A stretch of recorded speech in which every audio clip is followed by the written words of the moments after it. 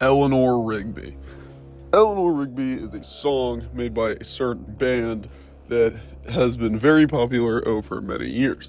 But I believe that there is a meaning that not many people have really picked up on, and I will be dissecting this line by line. Beatles! No, not that Beatle. This joke is so overused. Those Beatles. Now, the Beatles were a very popular band. Most of them are dead. One of them got shot. You know the story. You know the song. That's why you clicked on the video. Eleanor Rigby. This song is a partial collection of two stories that intermingle at the end. Kind of short. Nobody really remembers the finer points of it, but that's completely okay because I'm going to be going through them just like an angry literature teacher. You know the ones, goes through line by line. Why did they start the question with I? Well, you know what? Let's just get into it. Ah, look at all the lonely people. This is just referring to lonely people in general. It's kind of obvious. If you don't get it, you're freaking stupid. It picks up Eleanor Rigby picks up the rice in the church where a wedding has been. So she's out after a wedding picking up rice, probably to sell it. Never know. But it's kind of depicting a scene of this like lonely freaking chick doing that at a church. It's just kind of awkward, but she probably needs the cash. Lives in a dream. Okay, so she's not really into it. I don't blame her if you're picking up rice after weddings. I mean, it's rice, dude. I mean, how much going grain by grain picking up rice for a living? I mean, I honestly do not blame her for just not really being there. Wearing the face that she keeps in a jar by the door. Who is it for? That's kind of the point I really want to get into here. What does that mean? What they mean by this is that she really doesn't quite grasp all of reality, and I don't think people of reality really grasp her either. And I think this is trying to tell us that she's not really confident and not a lot of people know her.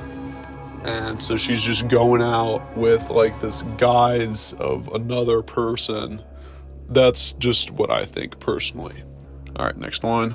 I feel like this line is pretty self-evident. It's just talking about where these people are coming from. Literal NPCs, bro. These dudes just barely exist. But where do they all belong? It's where they're trying to go. I mean, these kids are super freaking lonely, dude. Look at these depressing pictures. Hear the music. Okay, this one hits hard. This dude is out here working his hardest, but he's a preacher. He is writing preaches and sermons that nobody's going to hear. Nobody's going to listen to him, which is just super depressing. If you can just imagine living your whole life just nobody wants to listen to you and you're like trying your hardest. I just feel so bad for the guy. And then the next line is all like, no one comes near. Like, oh my gosh, this dude is going through it. Gosh, I feel so bad for this dude. And then you got the next line. Look at him working. Like, okay, still playing that off, but like, come on. Darning his socks in the night when there's nobody there.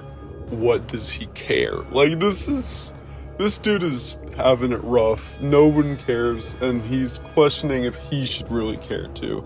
And I think everybody can really empathize with that. Then you got the next one is the most hard-hitting. It's kind of like an after effect of the other two. They've brought in the characters, and now it's gonna hit super hard. Eleanor Rigby died in the church that she was picking up rice and was buried along with her name. That means her entire bloodline got buried with her. No one came to the funeral. Oh my, this dude is like, this poor girl lived her entire life picking up rice, trying to make a living. Nobody knew this chick. And then she dies. No one knew her. Nobody cared. Nobody came.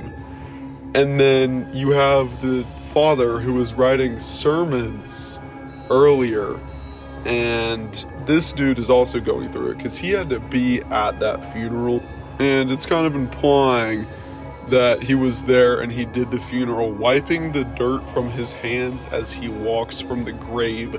No one was saved. I just think the Beatles have such good songwriting ability that they can just straight up paint a picture of two just nothing to say, down bad. I mean, these dudes, it's tough what happened to them.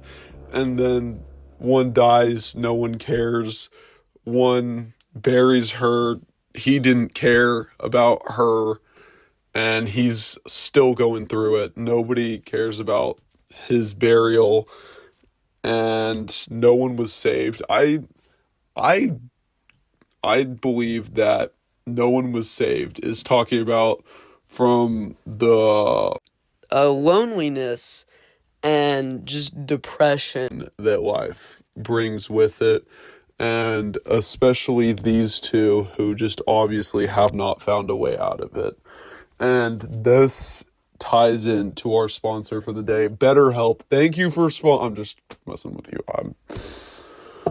I'm gonna get BetterHelp to sponsor me. Don't worry, guys. I got you. Pray for me, bro.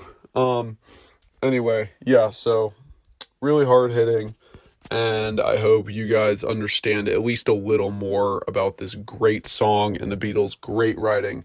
Please drop a like and subscribe. I will keep pumping out these medium quality videos with decent topic ideas, and thank you guys for watching. Thank you. Bye.